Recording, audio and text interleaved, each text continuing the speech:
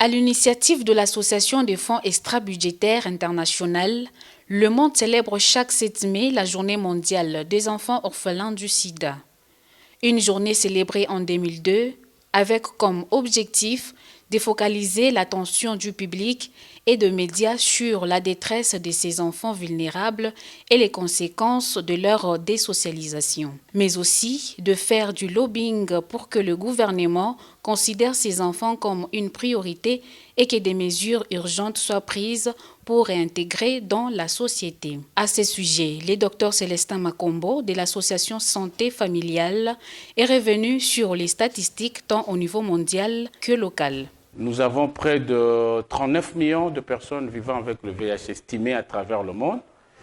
Et particulièrement pour le cas de la RDC, les dernières statistiques montrent que nous avons près d'un demi-million de personnes, donc 540 000 personnes vivant avec le VIH, dont 440 000 de ces personnes sont sous traitement antirétroviral, à peu près 81%. Et alors pour notre pays, on estime à 200-300 000 orphelins du VIH à l'heure actuelle. C'est énorme. Et aussi, la séroprévalence de notre pays, ça je suis en train de le dire pour attirer l'attention des gens, que le VIH est là, il existe, continue à faire des drames et laisse des enfants orphelins, comme vous venez de le constater. La séroprévalence dans la population générale est estimée autour de 1,2%.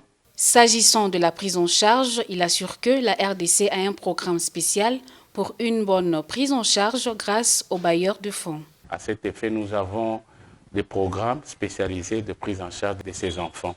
Heureusement pour notre pays, les programmes sont soutenus par des bailleurs de fonds, ou si vous voulez bien, je peux citer les deux principaux pour notre pays. Nous avons le gouvernement américain avec son programme PEPFAR à travers son agence CDC et le Fonds mondial qui donne les moyens, les médicaments, les tests et tous les moyens nécessaires pour assurer la prise en charge de ces enfants. Pour cette année, le thème retenu est « Toutes les femmes et les filles, droit, égalité et autonomisation » au niveau international et la Congolaise au centre de toutes les ambitions au niveau national.